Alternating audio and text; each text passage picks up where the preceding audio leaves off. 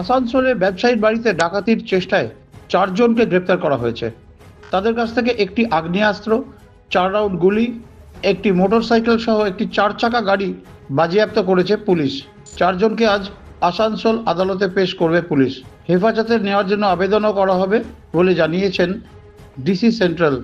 সকাল 10টার সময় north Hillview পার্কে একটা ঘটনা ঘটেছিল।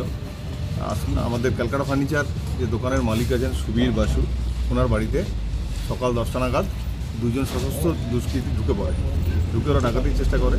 তো আমাদের ওই বাড়ির যে ওনার সুবীর বাসু উনি এবং ওনার কেয়ারটেকার, ওনাদের রেজিস্ট্যান্সের জন্য ওরা ডাকাতি করতে পারে না, ওরা পালিয়ে যায়। তো আমরা ঘটনার খবর পেয়ে আমরা ওখানে যাই, আমরা তদন্ত শুরু করি, স্পেসিফিক কেস স্টার্ট হয় এবং তারপর পরই আমরা ওই এরিয়াতে এই 2 জন ছাড়াও আরও বেশ কিছু ক্রিমিনালের মুভমেন্ট আমরা পাই। তো এর তদন্ত এখনও পর্যন্ত আমরা 4 জনকে অ্যারেস্ট করতে পেরেছি। সাদাব আহমেদ এলাইস রাজু, যার 42 বছর বয়স এবং বাড়ি ইসমাইল মোড়, হীরাপুর পিএসএ। অখিলেশ সিং 48 ইয়ার্স এজ এবং এর বাড়ি রামনাড়া ডাঙ্গাল, আসানসোল নর্থ পিএস।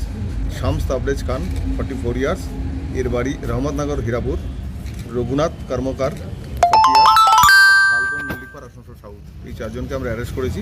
অ্যারেস্ট করে আমরা যেটা জানতে পেরেছি যে এই সাদাব আহমেদ যে আছে, এ ফার্নিচার তৈরি করে এই ক্যালকাটা ফার্নিচার দোকানে ফার্নিচার দেয় এবং এর ব্যবসায়িক সূত্রে আপনার সুবীর বাসুর বাড়িতে যাতায়াত ছিল।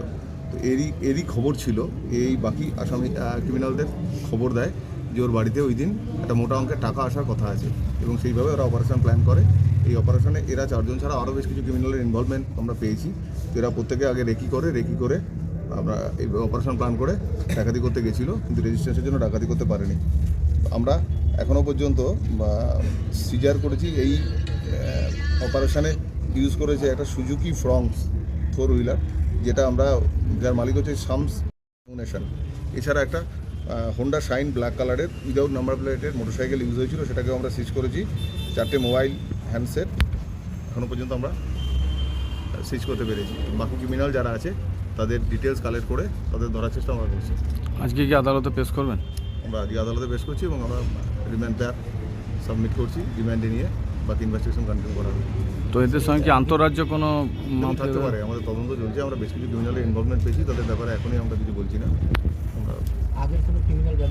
আমরা এখনও পর্যন্ত অখিলেশ সিং, যাকে আমরা আসানসোল নর্থ পিএস এরিয়া থেকে অ্যারেস্ট করেছি, তার এগেনস্টে ব্যাংক ডাকাতির পুরনো কেস আছে এবং সে দীর্ঘদিন জেলেও ছিল। এছাড়া রঘুনাথ কর্মকার, এর এগেনস্টেও ব্যাংক ডাকাতি, মার্ডার, এর সমস্ত অভিযোগ আছে এবং অ্যারেস্ট হয়েছিল প্রিভিয়াসলি।